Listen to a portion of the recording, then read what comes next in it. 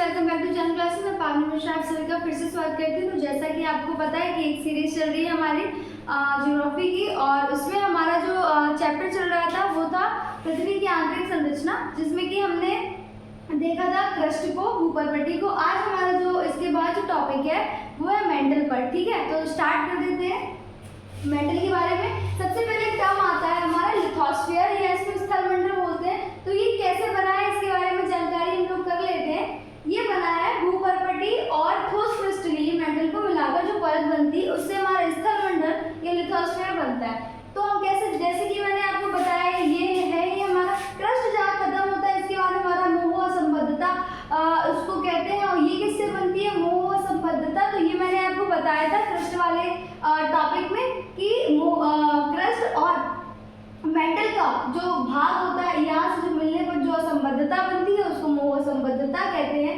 इसके बाद ये जो लिथोस्फीयर आ जाता है, ये जो क्रस्ट और मेंटल का जो हमारा क्रिस्टलीय जो वो परत होती है उसको मिलाकर हमारा क्या बनता है, स्थलमंडल या लिथोस्फीयर बनता है। ठीक है, अब हम देखते हैं इसके बाद कि मेंटल पृथ्वी के कुल आयतन का 83%, ठीक है, मेंटल जो है पृथ्वी का जो कुल वॉल्यूम है उसका 83% है, और कुल द्रव्यमान का 67% भाग बनाता है। ठीक, आगे देखते हैं वहाँ मेंटल का जो घनत्व है वो 2.9 से लेकर 3.3 ग्राम पर सेंटीमीटर क्यूब है। ठीक है, और ये जो इंफॉर्मेशन थी ये आपका वहाँ मेंटल के बारे में थी। मीन्स यहाँ जो वहाँ मेंटल आता है उसके बारे में। आंतरिक मेंटल का जो घनत्व है, आंतरिक जो मेंटल का जो घनत्व है जो पोर के पास होता है उसका क्या है, 3.3 से लेकर 5.7 ग्राम पर सेंटीमीटर क्यूब, मतलब 3.3 से लेकर 5.7 ग्राम पर सेंटीमीटर क्यूब। ठीक है, अब इसके बाद देखते हैं मेंटल का जो दुर्बल मेंटल है। दुर्बल मेंटल तो हम लोगों ने नहीं पढ़ा है, वो कहाँ है, तो वो ये है भाई, ये जो आपको दिख रहा है ब्लू में, ये मैंने जो रेड कर दिया, ये आपका है दुर्बल मेंटल।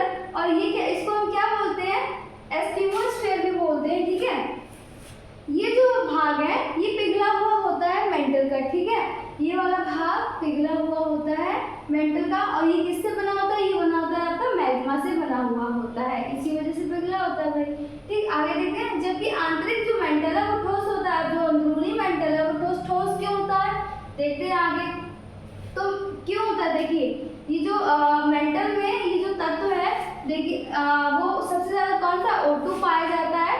मीन्स ऑक्सीजन हो गया 45% और मैग्नीशियम हो गया 23%, सिलिका हो गया 21%। ठीक है, तापमान अंदर की तरफ बढ़ता है इसका, जब हम नीचे की तरफ आते हैं तो तापमान बढ़ता है, और जो है जो मैक्सिमम इसका जो तापमान है वो है 4000 डिग्री सेंटीग्रेड में इसके पास जो होता है, कोर के पास।